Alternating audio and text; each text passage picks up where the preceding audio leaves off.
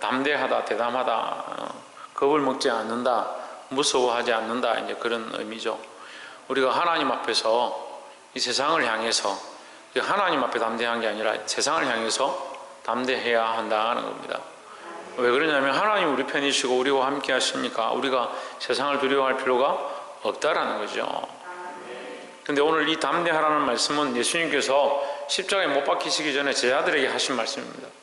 제자들이 지금 오늘 본문의 말씀의 내용은 그런 관점에서 보면 됩니다. 지금까지 내가 너희와 함께 했지만 이제부터는 너희와 함께 있을 수가 없다. 너희를 떠날 것이다. 그렇지만 뭐하라? 담대하라. 내가 너희를 떠나는 것처럼 보이지만 영원히 떠나는 것도 아니고 너희와 함께 할 것이니까 지금 눈에는 보이지 않지만 잠시 잠깐 안 보이겠지만 두려워할 필요가 없다라는 거죠. 지금 이 시대도 마찬가지입니다. 우리가 하나님 보이지 아니하고 예수님 보이지 않지만 믿음으로 우리와 함께 하심을 믿고 담대하시길 바랍니다. 본문의 말씀을 보겠습니다. 16장 25절에 이것을 비유로 너에게 일렀거니와 때가 이르면 다시는 비유로 너에게 이르지 않고 아버지에 대한 것을 밝히 이르리라 했습니다. 지금까지는 하나님에 대하여, 하나님 나라에 대하여, 하나님의 백성들에 대하여 비유로 많이 읽어주셨습니다. 천국은 마치 이와 같다 이렇게 하면서 비유로 많이 읽어주셨습니다. 말씀해 주셨습니다. 그런데 왜 이제 비유를 하지 않느냐? 예수님께서 아버지에 대한 것을 밝히 이르리라, 너에게 밝히 이르리라. 왜? 이제 너희는 나와 함께 하기 때문이다. 너는 내가 포도나무고 너희는 가지고 너희는 나와 함께 한 자고 나와 함께 이 하나님 나라를 얻을 자이기 때문이다. 이제 그런 식으로 얘기하는 거죠. 그래서 제자들에게 이제 더 이상 비유가 필요 없다. 왜냐하면 너희는 이 비밀을 알아야 될 자들이고 하나님 나라에 대한 얘기를 알아야 될 자들이기 때문에 너에게 가리지 않는다 이 말이죠.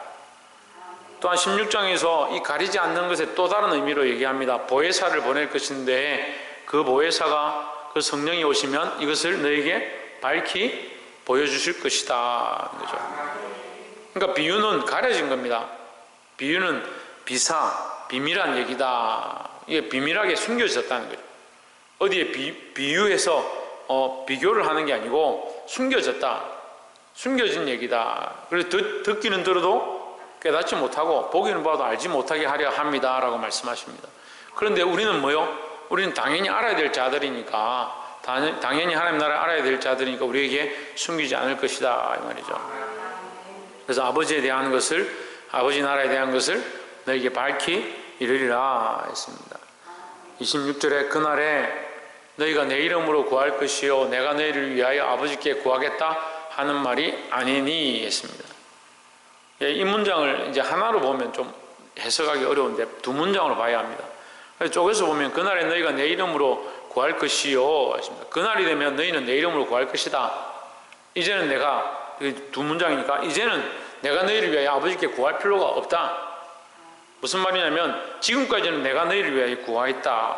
내가 너희와 이 땅에 함께 있으면서 너희들을 데리고 다니면서 너희가 먹을 것이 필요하면 내가 구했고 너희들에게 필요한 것들이 있으면 내가 하나님 앞에 구했다. 하지만 이제 필요 없다. 내가 너희를 위해 구할 것이 아니고 너희가 스스로 구하면 된다라는 거죠. 그날에 너희가 내 이름으로 구할 것이요 이제는 예수님의 이름으로 하나님께 너희가 구해라, 기도해라. 그러면 주실 것이다 라는 거죠. 더 이상 내가 너희를 위하여 대신 기도하고 너희는 기도하지 않고 그런 것이 아니라 이제는 내가 너희에게 이 권한을 줬으니까 너희가 내 이름으로 무엇이든지 하나님께 구하라 하는 거죠. 27절에 이는 너희가 나를 사랑하고 또 내가 하나님께로부터 온 줄 믿었으므로 아버지께서 친히 너희를 사랑하심이라. 내가 아버지께로부터 온 줄 너희가 믿으니까 너희가 아버지께 구하면 아버지께서 너희를 사랑하셔서 응답해 주실 것이다 이렇게 말하는 거죠. 이 말은 다시 말하면 내가 아버지께 구해서 지금까지 받았는데 너희도 똑같이 내 이름으로 구하면 나와 같이 받게 될 것이다 이 말입니다. 그래서 26절을 오해하는 사람들은 이제 기도하지 말아야 되나? 예수님 이름으로 기도하지 말아야 되나? 이렇게 착각하는데 그런 뜻이 아니라 내가 지금까지 너희를 위해서 구했었는데 이제는 너희가 내 이름으로 구하면 내가 구하는 것과 똑같이 받게 될 것이니까 그러니까 믿음으로 구하라 하는 거죠. 이는 너희가 나를 사랑하고 또 내가 아버지께로부터 온 줄 믿었으므로 아버지께서 친히 너희를 사랑하시며 너희를 사랑하니까 너희가 무엇이든지 내 이름으로 구하면 응답해 주실 것이다 했습니다. 예. 24절에 있죠. 우리 오늘 본문에는 없는데 지금까지는 너희가 내 이름으로 아무것도 구하지 아니하였으나 구하라 그리하면 받으리니 너희 기쁨이 충만하리라 했습니다. 뭐가 충만하다? 예, 기쁨이 충만하다. 무슨 기쁨입니까? 하나님이 주시는 기쁨이다. 하나님께서 응답해 주시는 기쁨이 충만할 것이다. 그래서 우리는 뭐 해야 합니까? 이 기쁨을 얻기 위해서 예, 구해야 되겠죠. 하나님 주신 기쁨을 얻기 위해서 구해하는 자들이 되어야 한다는 겁니다. 28절에 내가 아버지께로 나와서 세상에 왔고 다시 세상을 떠나 아버지께로 가노라. 예수님 이것을 뭐라고 하냐면 성귀다 아니고 성귀. 종훈이 뭐라 한다고? 성귀가 아니고 성귀. 승리할 때 성. 단어 글자 한글로 하면 승리할 때 성, 귀. 이게 성, 귀. 올라간다. 올라간다. 하나님께로 다시 올라간다. 돌아간다며 돌아간다. 아버지께로 올라간다. 예수님께서 아버지께로 가는 것은 왜 아버지께로 갑니까? 원래 아버지 있던 곳에서 왔기 때문에 아버지께로 가는 거다 이 말이죠. 그러니까 우리도 원래는 하나님께로부터 나왔습니다. 우리가 하나님께로부터 나왔다는 증거는 뭐냐? 우리 안에 영과 혼과 육이 있다는 게 하나님께로 왔다는 증거입니다. 그러면 짐승은 강아지도 영과 혼과 육이 있어요. 강아지는 뭐가 없어요? 영이 없어요. 짐승은 영이 없는 겁니다. 그래서 짐승도 사람처럼 똑같이 살지만 결국은 짐승은 죽으면 땅에 내려갑니다. 왜? 영이 없기 때문에. 영이 없다는 말을 이해가 안 되면 혼은 있는 거예요. 혼은. 정신은 있는 거예요. 정신이 있어서 강아지도 감정이 있고 화를 내고 짖고 잘 순종하고 교감을 하고 이렇게 하지만 감정은 있지만 그 영이 없는 거예요. 그러니까 죽으면 끝인 거죠. 근데 사람은 죽으면 뭐가 있냐? 영이 남습니다. 영이. 몸과 생각과 마음은 땅에 묻혀져도 그 영혼은 사는 겁니다. 영이 사니까 어떻게 합니까? 그 영이 하나님 앞에 가게 되는 거죠. 그래서 우리가 살아왔던 이 인생들에 대해서 하나님 앞에 이 책임을 묻습니다. 그러니까 예수님은 아버지 뜻대로 살았으니까 하나님 앞에 갔을 때 하나님 기뻐하시고 축복하는 그런 입장이 되지만 우리는 어떻게 되겠습니까? 우리가 잘못 살았으면 하나님 말씀대로 살지 않았으면 하나님 앞에 갔을 때 곤란하다는 거죠. 다시 세상을 떠나 아버지께로 가노라. 29절 제자들이 말하되 지금은 밝히 말씀하시고 아무 비유도 하지 아니하시니. 비유를 안 하니까 알아듣기 쉽죠? 무슨 말인지 알겠습니다. 30절에 우리가 지금에야 주께서 모든 것을 아시고 또 사람의 물음을 기다리시지 않는 줄 아나이다. 그래서 하나님께로부터 나오신 우리가 믿사옵나이다. 예수님이 다 아시니까 예수님이 질문하지만 사실은 예수님이 다 알고 말하는 거고 사람들은 질문하지만 모르니까 질문하는 거잖아요.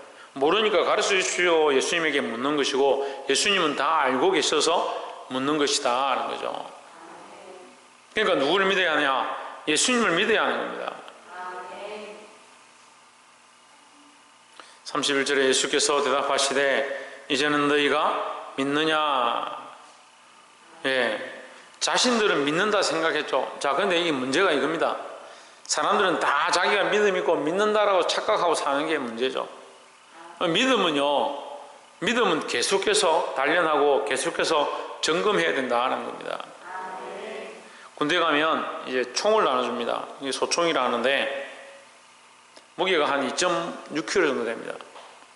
2.6kg 여러분 얼마 안 되는 것처럼 보이지만 2.6kg는 보통 아이들 책 넣고 들고 다니는 가방 정도 무게가 됩니다. 2.6kg 되는 그 총을 저는 이제 군대 있을 때 저희 부대는 특별히 박격포 중대라고 군기가 잡혀가지고 총을 어디를 이동하면 보통 이제 메고 가거든요. 어깨매 하든지 뭐 이 끈을 가지고 이렇게 목에다 매가지고 이렇게 해서 뒤로 하고 그냥 가든지 그렇게 합니다. 근데 우리 부대는 어떻게 했냐면 총을 탁탁탁 해가지고 이렇게 딱 듭니다. 총을 어깨에다가 들고 2시간을 걸어가는 거예요. 2시간 뒤에 이제 도착이가 내려 이러면 이게 안 내려와요, 팔이. 그 옆에 사람이 펴줘야 돼. 소총이 별로 안 무거운 것 같아도 굉장히 무거워요. 그런데 이 소총은 군대에 있을 때 제일 기본이 뭐냐면 매일 정비하는 겁니다. 매일 정비, 매일 닦고 기름칠하고 조이고, 닦고 조이고 기름칠한다 이렇게 말하죠. 닦고 조이고 기름칠한다. 그게 군대의 기본 전투인데 그걸 전투라 그러죠. 왜 전투냐? 전쟁이 터졌습니다.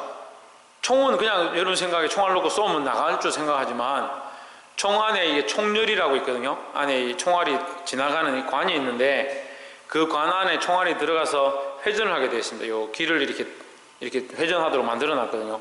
총알이 팍 나가는 게 아니고 화약이 빵 터지면서 그 길을 따라서 돌면서 나가는데 이 화약이 그 안에서 터져서 안에 이렇게 새까만 찌꺼기를 만들어내는 거죠. 근데 이게 기름칠이 제대로 안 되어 있으면 한 번 쏠 때는 나갈지 모르겠는데 2번 쏘면 화약이 꽉 차가지고 막혀버리는 겁니다. 그 신형총도 잘 안 나가는 거예요, 총알이. 정비를 하지 않으면. 그럼 유사시 어떻게 되겠습니까? 전쟁이 났는데 적군이 쳐들어왔습니다. 이 공격, 사격 이렇게 하는데 총알이 어떻게 되겠어요?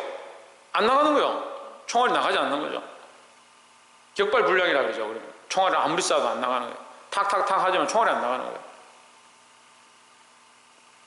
그럼 어떻게 되겠어요? 조현진 어떻게 되겠니? 무슨 얘기 하고 있는지도 몰라? 어떻게 되겠니? 박창규 어떻게 되겠니?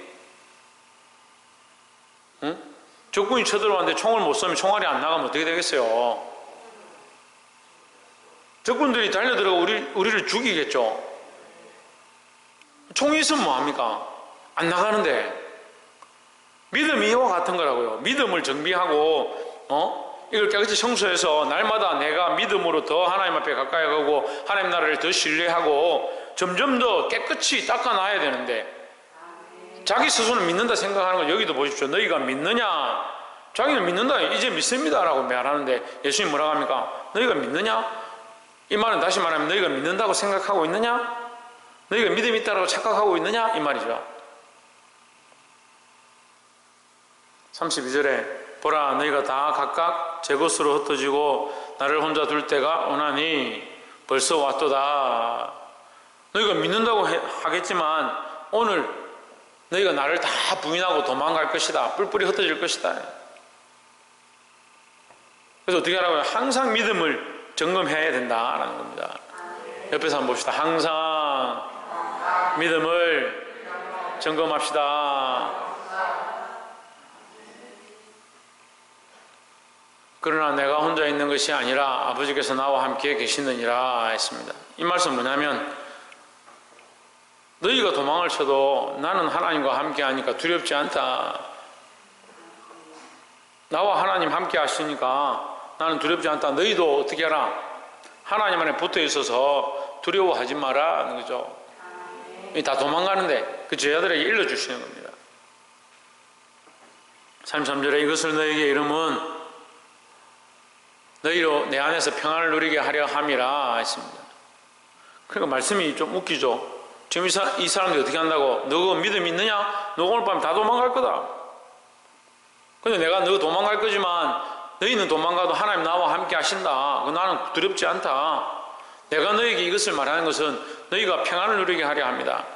배신했기 때문에 그거 미안해가지고 예수님 가까이 가지도 못하고 믿지도 못하고 그렇게 하는 것이 아니고 그럴지라도 하나님은 나를 버리지 않으셨으니까 너희가 회개하고 돌아오면 된다는 거죠. 근데 문제는 회개하고 돌아오는 게 제일 싫은 거예요. 잘못한 사람이요 잘못했다고 인정하고 돌아오는 게 제일 힘든 거예요.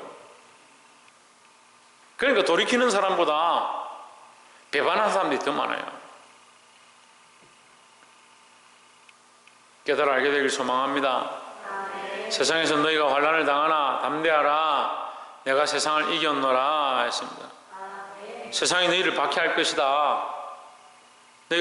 너희가 박해를 당하고 핍박을 당하면 두려워하지 마라. 세상이 나를 박해해도 하나님 나와 함께 하시니 나는 담대하다. 너희도 담대하라. 왜? 하나님이 너희와 함께 하시니까. 예수님 뭐라고 하시면 내가 세상을 이겼노라. 어떻게 이깁니까? 어떻게 이깁니까? 내가 끝까지 하나님을 배반하지 아니하고 하나님을 버리지 아니하고 하나님의 뜻을 이루므로 말미암아 내가 세상을 이겼다. 너희도 세상을 이겨라 하는 겁니다. 말씀을 맺겠습니다. 우리가 오늘 본문의 말씀을 통해서 담대하라 이렇게 말씀을 나누었습니다. 사랑하는 성도 여러분, 담대하시기 바랍니다. 마음을 담대하게 가지시고 그걸 담대하게 배반하고 믿음을 버리라는 게 아니고 항상 믿음을 점검하고 믿음을 바로 세워서 그리스도 안에서 담대한 자들이 되어야 한다라는 겁니다. 때로는 우리가 실수하고 뒤로 물러가고 배반할 수 있지만 그렇게 하라는 게 아니라 그렇다 실수했다 치더라도 세상이 우리를 핍박하고 환난을 준다 할지라도 예수님께서 이 세상을 이기셨기 때문에 두려워하지 말고 담대히 승리하는 저와 여러분 되시기를 주의 이름으로 축복합니다. 기도하겠습니다.